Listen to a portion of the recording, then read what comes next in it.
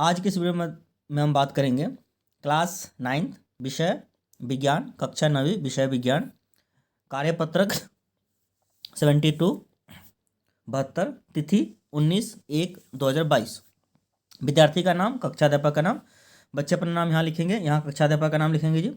जो कार्यपत्रक है शिक्षा निदेशालय राष्ट्रीय राजधानी क्षेत्र दिल्ली द्वारा रिलीज की गई है। जो हमारा पाठ चल रहा है चैप्टर है हम बीमार क्यों पड़ते हैं, वाई डू यू फॉल इल।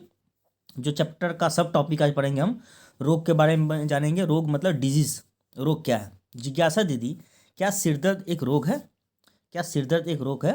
ज्ञान, सिरदर्द, खांसी आदि किसी रोग के लक्षण होते हैं।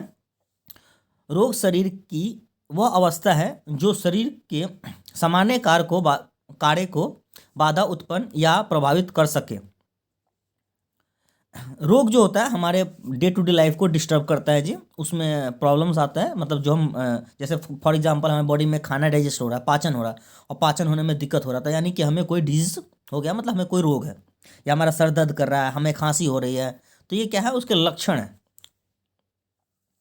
किसी भी रोग के लक्षण किसी निश्चित रोग की उपस्थिति को दर्शाते हैं। मतलब कोई लक्षण हमारे बॉडी में है तो वो किसी तरह के रोग को दर्शाता है। रोग कुछ कम समय के लिए हो सकते हैं, जैसे सर्दी जुकाम, या फिर लंबे समय के लिए भी, जीवन भर के लिए भी हो सकते हैं। जैसे मधुमेह, डायबिटीज जो होता है वो लंबे समय के लिए होता है, या कैंसर की तरह जीवन के प्रति खतरा निभाने वाले भी हो सकते हैं। जैसे कैंसर हो गया, ठीक है, तो क्या होता है, कैंसर आपका डेथ तक के लिए होता है ना। अगर 3rd या 4th स्टेज तक कैंसर हो गया, कोई डिजीज होगी, तो डेथ तक भी, मतलब जीवन के प्रति खतरा भी दिखाते रहते हैं कि हाँ कभी भी आपकी मौत हो सकती है, निश्चित है। एक व्यक्ति का स्वास्थ्य अच्छा या खराब हो सकता है, लेकिन उसका रोगग्रस्त या रोग मुक्त होना अन्य कारकों पर भी निर्भर करता है। किसी व्यक्ति की स्वास्थ्य जो होता है या तो अच्छा भी हो सकता है या तो खराब भी हो सकता है, लेकिन रोगग्रस्त हैं या उससे मुक्त हैं, वो अलग भी कारकों पर निर्भर करता है। उसके लिए उसे प्रॉपर जांच, सही समय पे जांच कराने की जरूरत पड़ती है, आवश्यकता होती है जी।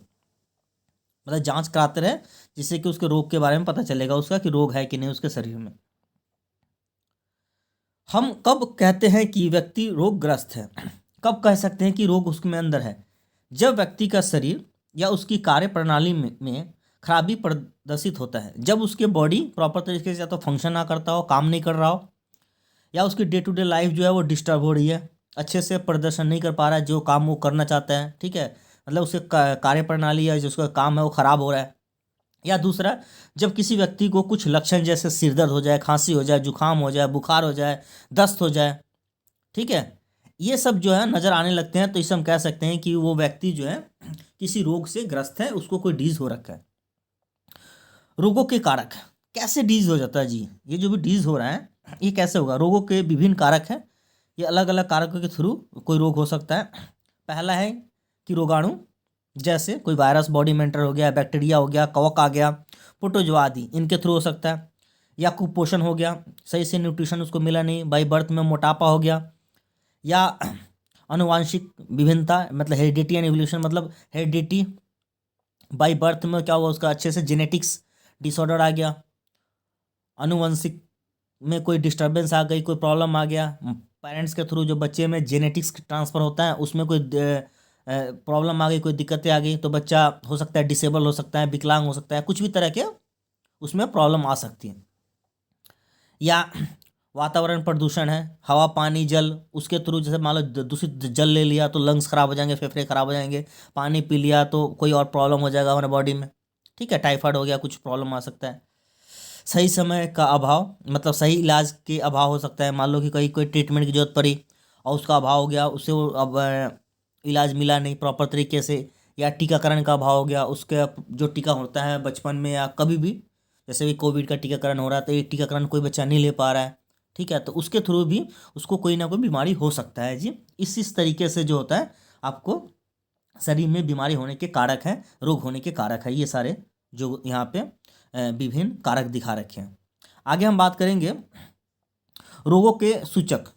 अब ये जो रोग हो गया, ये रोग कैसे पता चलेगा, क्या इंडिकेशन है? तो किसी भी रोग की निश्चित या सटीक जानकारी देता है उसके जानने के लिए कुछ जांच जैसे अल्ट्रासाउंड, लैब टेस्ट आदि किए जाते हैं। अब लैब टेस्ट कराते हैं, यूरिन टेस्ट कराएंगे, इसके अलावा क्या होगा, LFT कराया जाएगा, KFT कराया जाएगा। बॉडी में बहुत सारे ऐसे टेस्ट कराते रहते हैं। लिपिड प्रोफाइल टेस्ट होगा, BP टेस्ट होगा, आपका फीवर टेस्ट होगा। तो ये सारे टेस्ट के थ्रू हम पता कर सकते हैं, या अल्ट्रासाउंड के थ्रू, कि हाँ इस तरह की आपको बीमारी ने ग्रसित कर रखा है या इस तरह के रोग आपको है।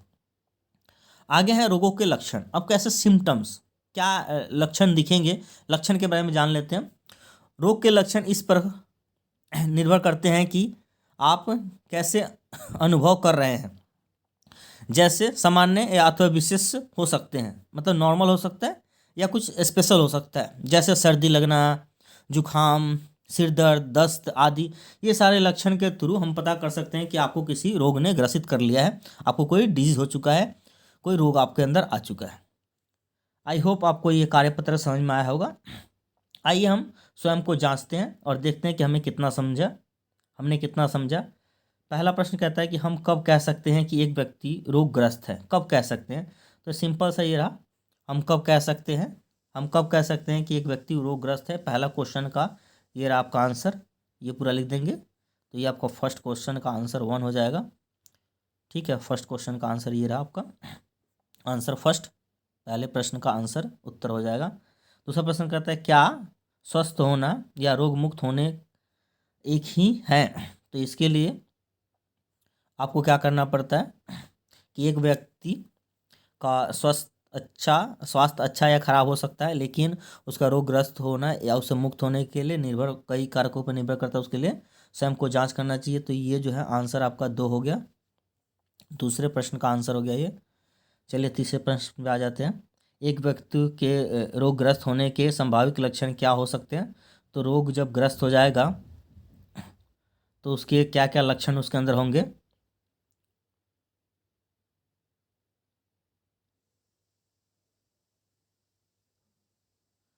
तो रोग से ग्रस्त हो गया तो लक्षण की अगर बात करते हैं, संभावित लक्षण, तो देखो लक्षण यहाँ पे भी था, आप यहाँ से भी लिख सकते हैं। आप चाहो तो देखो लक्षण यहाँ भी है। जब किसी व्यक्ति के कुछ लक्षण जैसे सिर दर्द, आप यहाँ से ले रोगों के लक्षण, जैसे आप यहाँ से लिख लो।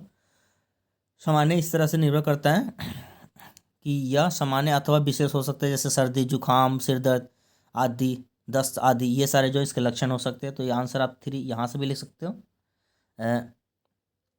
संभावित लक्षण। ठीक है, या ऊपर भी लिखा हुआ था, यहाँ भी आप सारे लिख सकते हो। उसके लक्षण क्या है, किसी व्यक्ति के कुछ लक्षण जैसे सिर दर्द, खांसी, जुखाम, दस्त ये नज़र आते हैं, तो यहाँ से भी आंसर 3 आप लिख सकते हो। मर्जी आपकी, वो लिखो या ये लिखो। चलिए अंतिम प्रश्न, चौथा प्रश्न कहता है रोगों के विभिन्न कारक बताइए।